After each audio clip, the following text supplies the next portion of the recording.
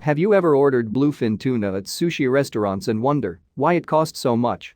As much as $100 for just a small slice of the Otoro sashimi. Before we get into the details, make sure you hit that subscribe button. It is the most expensive subscription on YouTube. Canned tuna is much different than bluefin tuna. Canned tuna is albacore or longfin tuna. They can be farm raised with ease and much more abundant. Bluefin tuna is the largest tuna and can live up to 40 years. It has 3 species: Atlantic, Pacific, and Southern. The International Commission for the Conservation of Atlantic Tunas affirmed in October 2009 that Atlantic bluefin tuna stocks have declined dramatically over the last 40 years, by 72% in the eastern Atlantic and by 82% in the western Atlantic. Most bluefins are captured commercially by professional fishermen using longlines, purse seines, assorted hook and line gear, heavy rods and reels, and harpoons.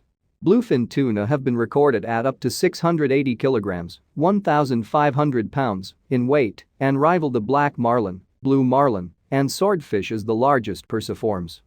Most fishermen would dream of pulling out the big one from the sea, and bluefins have been one of the most important big game species sought by sports fishermen since the 1930s, particularly in the United States, but also in Canada, Spain, France, and Italy. Bluefin tuna has been the foundation of one of the world's most lucrative commercial fisheries.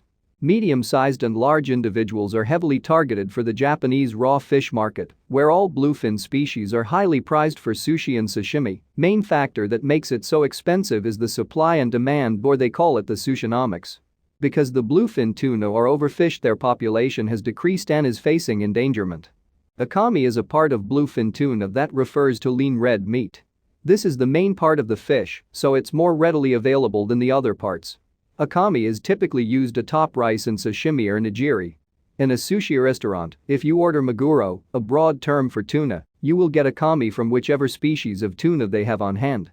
This part of tuna also has the most umami tuna flavor of all other fattier cuts. Chitoro is a part of bluefin tuna that refers to medium fatty cuts when served as a part of nigiri or sashimi. The tuna yields otoro, fatty parts from the belly, akami, red meat, and chitoro, which is a combination of both that's found near the skin on the back and belly. It's a mix of otoro's sweetness and a deep, slightly bitter flavor of akami. This part of bluefin tuna is usually a bit more on the expensive side, and it's typically served on special occasions or festivities. Specifically, the part of the back near the head is called sakami, the center of the back is sanaka, and the part near the tail is called sashimo. Otoro is a part of bluefin tuna that is the most desirable. It comes from the inside of the belly, and it's the fattiest part of the fish. The texture is often described as intensely rich, marbled, and having melt-in-the-mouth properties. Due to these facts, it's traditionally the most expensive part of bluefin tuna. It's often used in sashimi and nigiri, giving the dish a sweeter flavor. Otoro is the best during winter, once the tuna acquires additional body fat. It should always be consumed fresh as it doesn't last too much when frozen. This part of tuna is rarely found outside of Japan. The most expensive tuna usually happens at the year's first auction. Japanese believe the first thing you do will affect the rest of the year. So it's a tradition they usually bid over price on tuna at the year's first auction. In 2019, Kiyoshi Kimura, who owns the Sushi Zanmai chain, paid 333.6 million yen, $3.1 million, for the 278-kilogram, 613-pound fish caught off the coast of northern Japan's Aomori prefecture, or double what he had paid 6 years ago. That breaks down to nearly $5,065 per pound. That is some seriously expensive sushi rolls. The tuna looks so tasty and very fresh, but I think I did too much, Kimura told reporters outside the market later. But why don't we just farm the bluefin tuna like the other fish? Long before tuna numbers had dropped so precipitously, the Japanese government recognized the pressures facing tuna populations. In 1970, politicians gave Kindai University a mandate and some money, find a way to farm bluefin tuna, but the research found that only 1% of all eggs actually survive into adulthood. That is an improvement from the previous test of only 0.07%, but still a very low survival rate. When these juvenile fish were then transferred to small net cages, nearly half died within the first day of their move. Bluefin tuna are powerful swimmers, and the young fish mainly died from crashing into the net siding of their cages. Then there is the issue of feeding the juvenile fish.